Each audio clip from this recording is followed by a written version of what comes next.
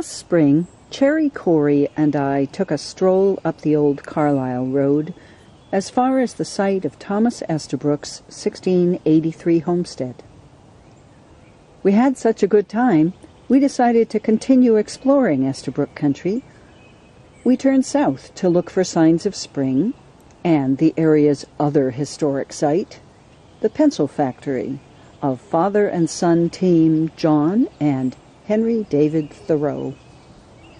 First, though, we walked through glacial history. Across the road from the Estabrook cellar hole, the land slants down quickly to a boulder field. Apparently, the Estabrooks, or later inhabitants, actually fenced off the worst of the boulders, probably to keep their cattle from breaking their legs. This is a glacial moraine. It's a dump of stone. Farther along the track, the boulders became even more dramatic. We thought we had seen glacial boulders before, but nothing like what we're coming up on now. This environment is different, it seems, from the Estabrook cellar hole area, but check these out. Cherry took some of her students here on a glacial erratic hunt recently, and she said that they voted this as their favorite. For any particular reason, Cherry? It's a challenging climb.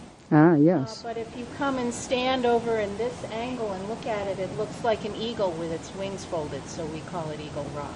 You're telling me it looks like an eagle now, and I'm missing it. Okay. Head at the top, beak this Oh, yes. Wing folded there. That's rather nice. In the back. And it's tall. And a hooked beak. And a hooked beak. I'll go stand beside it so you can see how big it really is. It even has a heart. Thoreau has a passage in his journal about these rocks. The gist of it is that many of the rocks that he encountered in Estabrook had the forms of beasts of folklore and shapes that captured the imagination similarly to the clouds. After all this trekking through the woods and the buggy places, we come to an esker along the side of Mink Pond, and the difference is extraordinary. You see the exposed top ahead of us, and we'll see more esker features as we move on. There's something else worth thinking about with this esker. Not only was it laid down by a glacier eons ago, but it was pretty much without question an Indian trail long before any colonials ever found it. Indians, like white men, knew perfectly well that if they stayed up, they would be away from the swamps, away from the flooding, away from most of the snakes. And besides, they could see what was on either side of them. Dropping down drastically on each side, we end up with wetland. Or, on the other side, Mink Pond, which we saw before in its cranberry and sphagnum moss end. Mink Pond was only flooded in 1940 to encourage goose hunting in the area. Needless to say, there's no goose hunting here now. But there is a heron hunting, nearly invisible in his stillness. The esker makes its way downhill slowly, meandering back and forth in its serpentine fashion. Man's stone walls, not to be put off, march right across the esker and continue on their way to what is actually a fairly new wetland. We're coming to the scene of John and Henry Thoreau's pencil factory, and part of what we're looking at was the mill pond.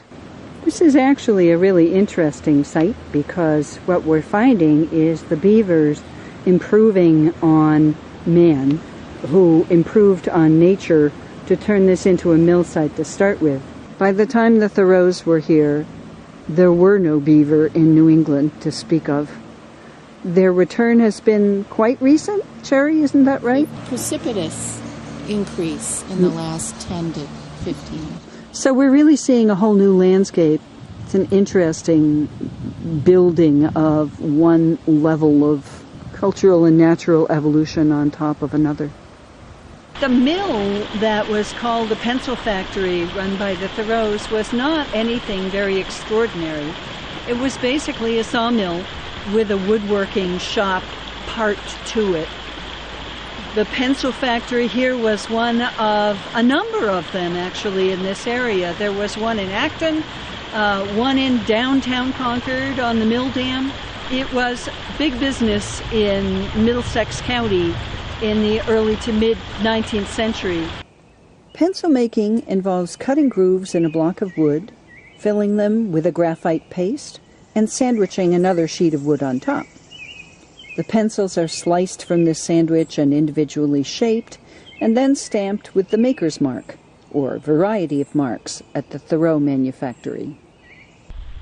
Spring ephemerals were planted by Minot Pratt. And a couple of areas of Concord that have limestone outcroppings. And therefore sweeter soils. So some of the now naturalized wildflowers in Estabrook Woods were originally planted by Minot. Interesting that the bloodroot found its way to an island of safety on the foundation of the old sawmill. Then, as if discovering the bloodroot wasn't enough for one day, there in another swampy patch, which has been here longer than the beaver, was a large collection of blooming marsh marigold. This is spicebush, and the flowers are just full and luscious right now. From a distance, they just look like a yellow fog over the brooks. Estabrook Woods is one of my favorite places to explore in the springtime because it is largely a woodland. It is the place that comes alive earliest. Many of our spring wildflowers are woodland bloomers, and they come out before the leaves. And they are particularly delicate, and many of them only appear for a brief period of time. Some of the special wildflowers include some of Pratt's introductions, including trout lily, columbine. Other plants that are native include false hellebore, which shares space with skunk cabbage, and watercress, which Thoreau introduced in Concord. There are many species of violets. Canada mayflower carpets the floor of the woods in green. And because there are so many rocks in Estabrook, we have polypody fern, which prefers growing on rocks. And we have Christmas ferns and many, many stands of black birch trees, which are filled with catkins swaying in the wind in the spring.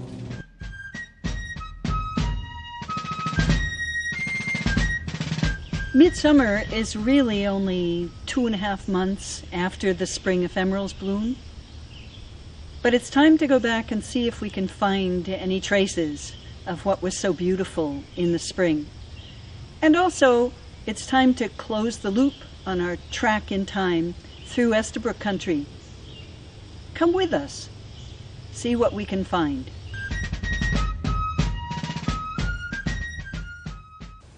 On the track that is wet from the morning's rain, there's a hoof print, and farther on, among the dappled shade and sun, are bicycle tracks.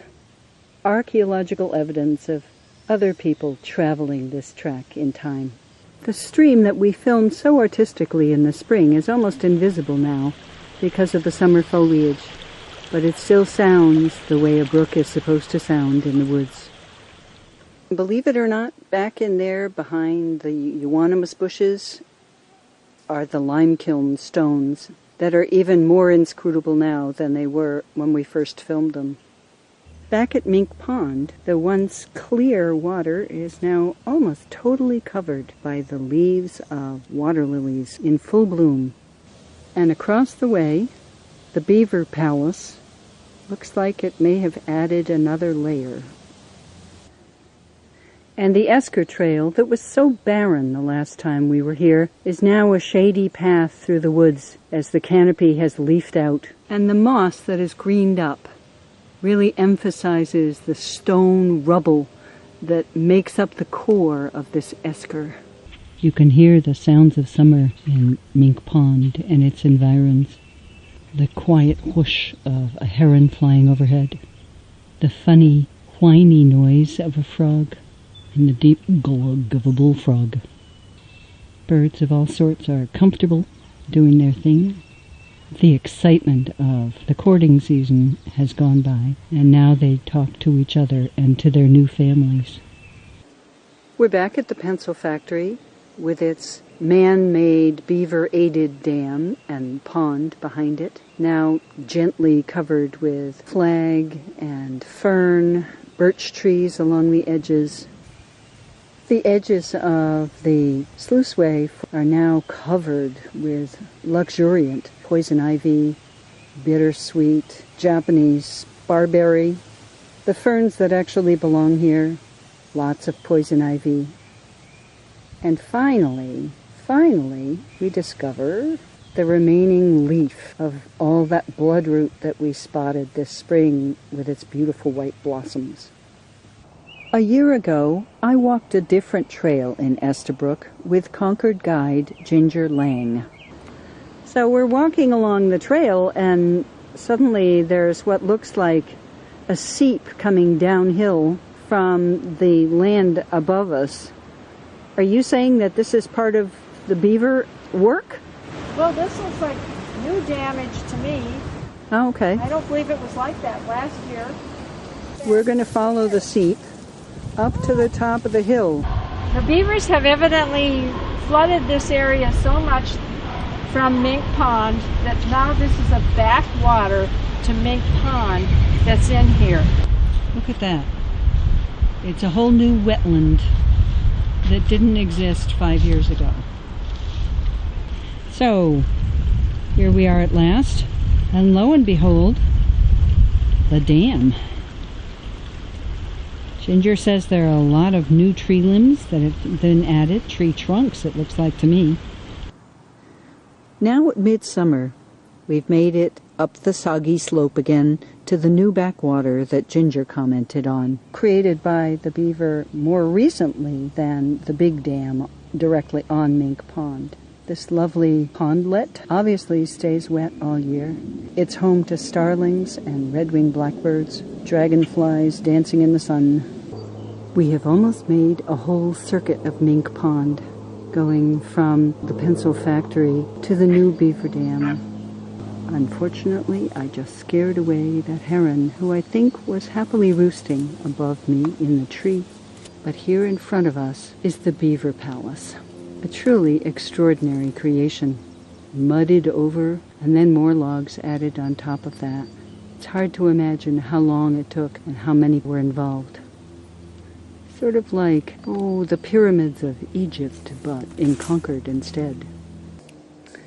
We've made our way on nameless trails, and here we are finally on what looks like the road home, closing the loop.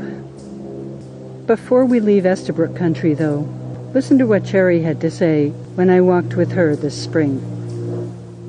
I encourage you all to enjoy this unique and precious resource and to see yourselves both as lovers of this land and as stewards of this special place so that it may continue to be protected for centuries to come.